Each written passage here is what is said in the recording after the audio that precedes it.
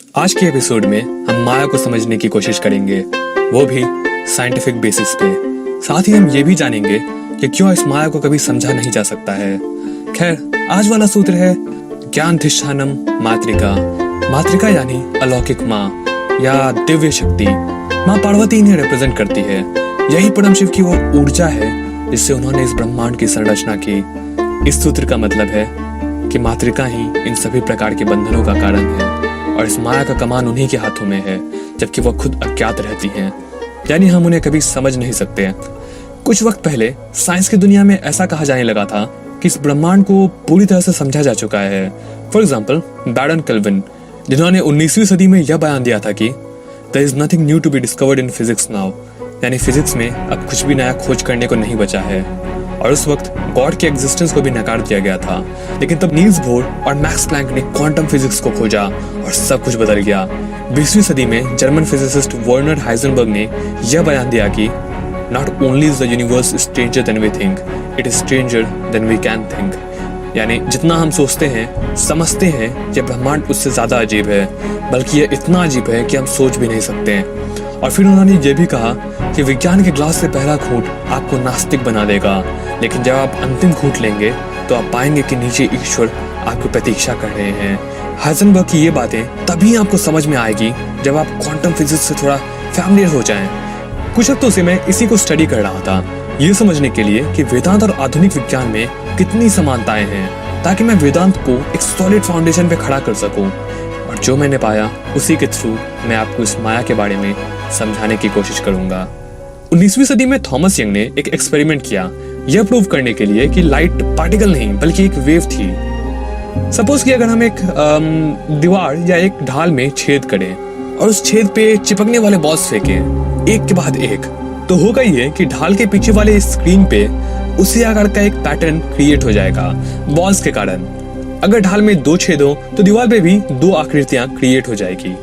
ये होगा पार्टिकल्स के केस में।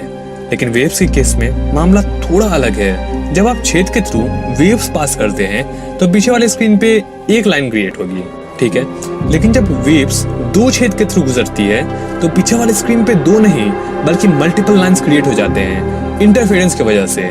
इसी तरह जब लाइट को 2 छेद के थ्रू पास किया गया तो थॉमस यंग ने ऐसा पाया कि 2 पैटर्न के बदले मल्टीपल पैटर्न्स क्रिएट हो रहे थे। इस तरह उन्होंने यह प्रूव किया कि लाइट पार्टिकल नहीं बल्कि वेव थी। आगे यही सेम एक्सपेरिमेंट इलेक्ट्रॉन के साथ किया गया। हम सब ने पढ़ा है कि इलेक्ट्रॉन एक पार्टिकल है, लेकिन जब इलेक्ट्रॉन को उन 2 छेद पे थ्रो किया गया एक एक करके, तो पीछे वाले दीवार पे 2 के बदले मल्टीपल पैटर्न क्रिएट हो रहे थे। ये अजीब था क्योंकि इलेक्ट्रॉन्स पार्टिकल के बदले वेव्स की तरह बिहेव कर रहे थे। तो रिसर्चर्स ने एक ऑब्जर्विंग डिवाइस लगाया जिससे यह पता लगाया जा सके कि ऐसा क्यों हो रहा था। लेकिन अब जो हुआ वो और भी अजीब था, क्योंकि इलेक्ट्रॉन्स वेव्स की तरह बिहेव करने के बजाय दोबारा पार्टिकल्स की तरह बिहेव करने लगे और स्क्रीन पे 2 पैटर्न्स अपीयर होने लगे। लेकिन जब उस ऑब्जर्विंग डिवाइस को हटाया गया तो इलेक्ट्रॉन्स पहले की तरह ही वेव्स की तरह एक्ट करने लगे। बाद में यह सेम एक्सपेरिमेंट प्रोटॉन के साथ भी रिपीट किया गया और सेम रिजल्ट मिला। कुछ बहुत अजीब हो रहा था क्योंकि बस हमारे ऑब्जर्वेशन के कारण वाइब्रेशंस पार्टिकल्स की तरह बिहेव कर रहे थे। तो इस एक्सपेरिमेंट का क्या मतलब है? वेल, ये दुनिया एटम से मिलकर बनी है और एटम्स इलेक्ट्रॉन्स एंड प्रोटॉन से, जो इस केस में हमें पता चलता है कि सॉलिड पार्टिकल्स नहीं बल्कि बस वाइब्रेशंस हैं, वेव्स हैं। लेकिन बस हमारे ऑब्जर्वेशन के कारण ये पार्टिकल्स की तरह बिहेव करने लगते हैं। ऐसा ही कुछ होता है वीडियो गेम्स में। अगर आप वीडियो गेम्स खेलते होंगे, आपने ये ऑब्जर्व किया होगा कि जैसे जैसे आप गेम को एक्सप्लोर करते हैं, डिटेल्स अपने आप अपीयर होने लगती है। जैसे फॉर एग्जांपल यहाँ पे जो घास पहले नहीं था अपने आप अपीयर हो गया। वो इसलिए क्योंकि गेमिंग डिवाइसेस में इतनी पावर नहीं होती कि वो हर एक पार्टिकल के मोशन को प्रिसाइसली कैलकुलेट कर सकें। इसलिए गेम डेवलपर्स एक सिंप्लीफाइड मॉडल का उपयोग करते हैं और गेम में एक्यूरेट कैलकुलेशंस तभी लागू होता है जब प्लेयर्स को, ऑब्जर्वर्स को पार्टिकल्स को देखने या उससे इंटरैक्ट करने की जरूरत होती है, ताकि हकीकत का भ्रम ना टूटे। माया भी यहाँ पे कुछ उसी तरह से काम कर रहा है।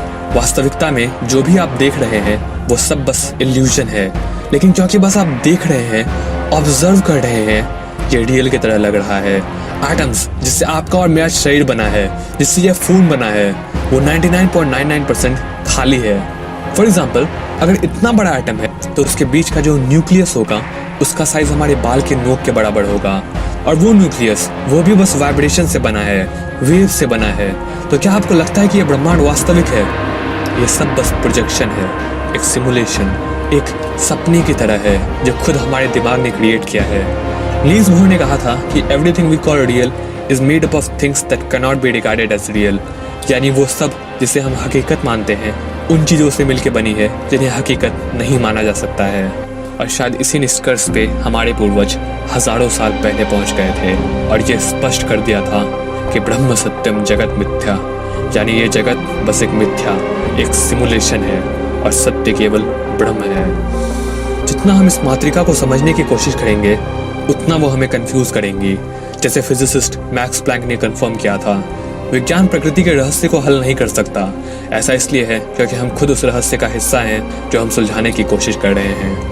और वे सही थे, क्योंकि जब तक हम खुद को इस भौतिक संसार का हिस्सा मानेंगे तब तक हम इस दिव्य शक्ति को नहीं समझ पाएंगे, क्योंकि उन्हीं के द्वारा, माया के द्वारा ही हमारा दिमाग भी चल रहा है।